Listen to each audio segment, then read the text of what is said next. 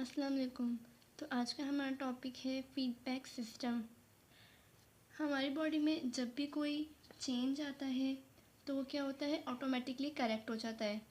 तो ये जो ऑटोमेटिक करेक्शन है इसे ही हम फीडबैक सिस्टम कहते हैं। डेफिनेशन देखते हैं इसकी। Feedback system is the process by which the body detects a change and correct it to bring the body back to normal.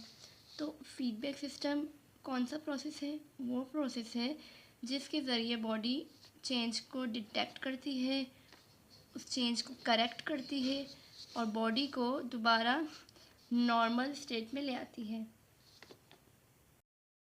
तो ये फीडबैक सिस्टम है।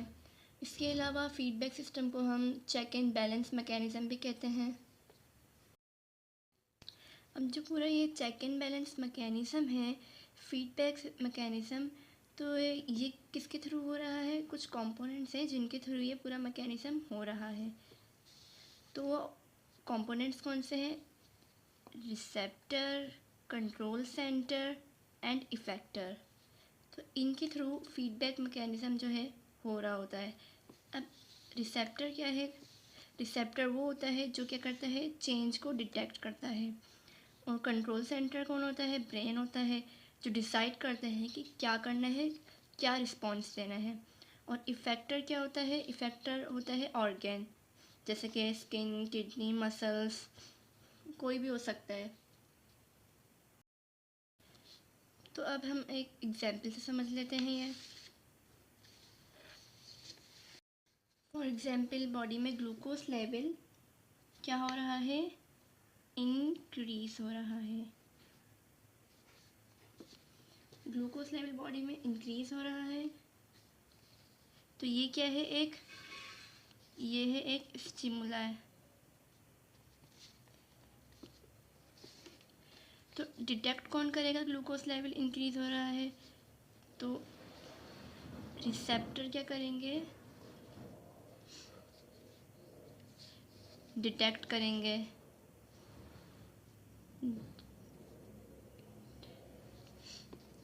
और फिर ये क्या करेंगे? मैसेज भेजेंगे किसको? कंट्रोल सेंटर को।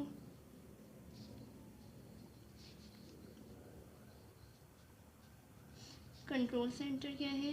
ब्रेन होगा।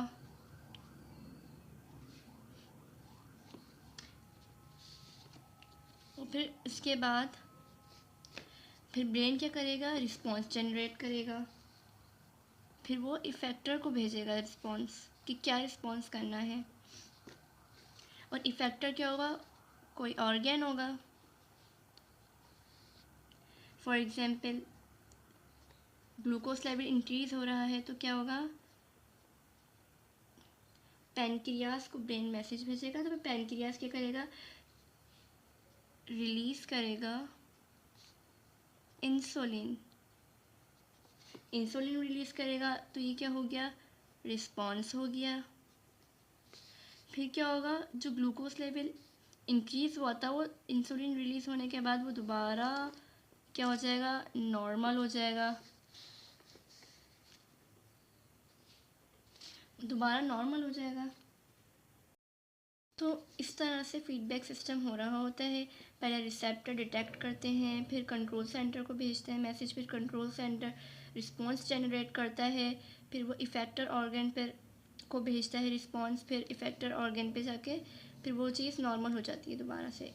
ऐसे होता है।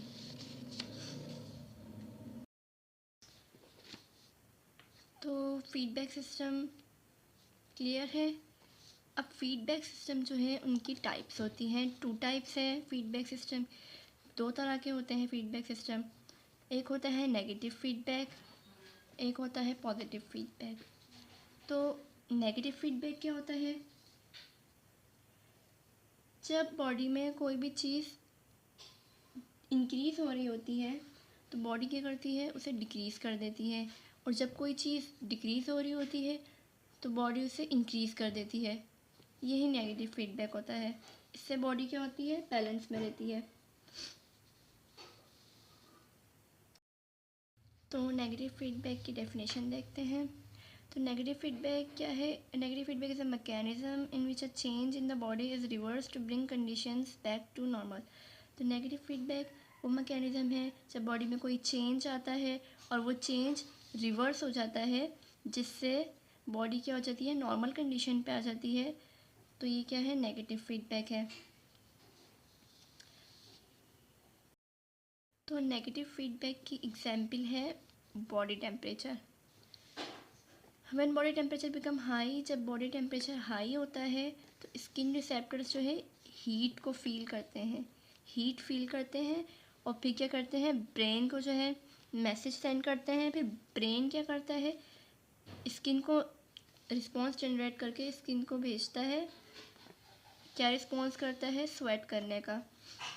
फिर जो स्वेटिंग के थ्रू हमारी जो हीट है वो रिलीज़ हो जाती है बाहर और बॉडी क्या हो जाती है, कूल डाउन हो जाती है। और जब टेम्परेचर नॉर्मल हो जाता है तो क्या स्वेटिंग क्या होती है, स्टॉप हो जाती है। तो नेगेटिव फीडबैक क्लियर है। पॉजिटिव फीडबैक पर आते हैं। पॉजिटिव फीडबैक क्या है? Positive feedback is a mechanism in which a change in the body is amplify और इंक्रीज, नॉट रिवर्स। तो पॉजिटिव फीडबैक में क्या होता है, जो चेंज आता है बॉडी में वो क्या हो जाता है और इंक्रीज़ हो जाता है। नेगेटिव फीडबैक में क्या हो रहा था, रिवर्स हो जाता है चेंज और फिर बॉडी नॉर्मल हो जाती है। तो इसमें क्या हो जाता है, इसमें इंक्रीज़ हो जाता है, जो चेंज आता है वो और इंक्रीज़ हो जाता है। तो पॉजिटिव फीडबैक क्या हो रहा है, जो बॉडी में चेंज आ रहा है पॉजिटिव फीडबैक उसे और इंक्रीज़ कर रहा है। तो इसकी हम एक एग्जांपल देख लेते हैं। फॉर एग्जांपल ब्लीडिंग हो रही है, ब्लीडिंग हो रही है और उस ब्लीडिंग से क्या हो रहा है, वहाँ प्लेटलेट्स जमा हो जाती हैं बहुत सारी। क्या हो रही है, प्लेटलेट्स जमा हो रही हैं। तो जो प्लेटलेट्स हैं वो क्या कर रही हैं, केमिकल सिक्रीट कर रही हैं, सिक्रीट केमिकल।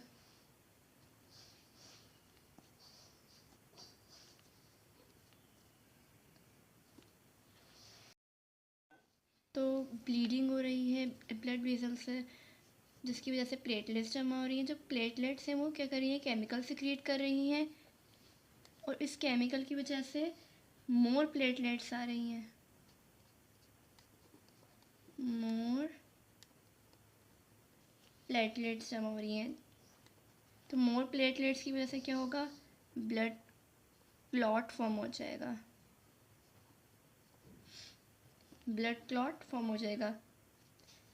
अब ये जो ब्लीडिंग है ये क्या है, स्टिमुलाई है, एक स्टिमुलाई है, ब्लीडिंग हो रही है। ब्लीडिंग के बाद क्या हो रहा है, प्लेटलेट्स जमा हो रही हैं। प्लेटलेट्स जो जमा हो रही हैं वो क्या कर रही हैं, वहाँ पे केमिकल सिक्रीट कर रही हैं। उस केमिकल की वजह से मोर प्लेटलेट्स आ रही हैं। फिर क्या हो रहा है, ब्लड क्लॉट फॉर्म हो जाता है जब मोर प्लेटलेट्स आती हैं। अच्छा, अब आप यहाँ पे जैसे देख सकते हैं कि ब्लड वेसल जो है, ब्लड वेसल जो है यहाँ से ब्लीडिंग हो रही है। तो फिर ब्लीडिंग के बाद क्या हो रहा है, जहाँ ब्लीडिंग हुई है वहाँ पे प्लेटलेट्स जो हैं वो जमा हो जाएंगी और क्या करेंगी, केमिकल रिलीज़ करेंगी, केमिकल रिलीज़ करेंगी। तो फिर उसके बाद क्या होगा, केमिकल के रिलीज़ होने की वजह से जो केमिकल है वो अट्रैक्ट करेगा और मोर प्लेटलेट्स को, तो वहाँ पर मोर प्लेटलेट्स आ जाएंगी। तो मोर प्लेटलेट्स आ जाएंगे तो फिर क्या होगा, यहाँ पर एक क्लॉट फॉर्म हो जाएगा। ये जो है एक क्लॉट है, यहाँ क्लॉट फॉर्म हो जाएगा। तो इस तरीके से पॉजिटिव फीडबैक जो है, कोई भी जो चेंज होता है उसको क्या कर देता है और इन्हेंस कर देता है, इंक्रीज़ कर देता है। So this is how our body uses feedback system to stay normal. Next है, यहाँ पे कुछ टर्म्स हैं, अब इन्हें देख लेते हैं। सबसे पहले है सेट पॉइंट। सेट पॉइंट क्या है? सेट पॉइंट एक वैल्यू है around which normal range fluctuate. For example body temperature जो है हमारा कितना है, 37 डिग्री सेंटीग्रेड होता है, तो ये क्या है, एक सेट पॉइंट है। और नॉर्मल रेंज क्या है? Restricted set of value. Set of value है जैसे 35 सेंटीग्रेड टू 37 डिग्री सेंटीग्रेड। ये क्या टेम्परेचर है जो हमारे लिए हेल्थफुल और स्टेबल है। ये एक सेट है वैल्यूज़ का जो कि जिसके अंदर जो है हमारी जो बॉडी है वो स्टेबल रहती है, हेल्थफुल रहती है और हमारे लिए बेस्ट है। तो आई होप आप लोगों को आज का लेक्चर समझ आया होगा। मिलते हैं नेक्स्ट वीडियो में, जब तक के लिए अल्लाह हाफिज़।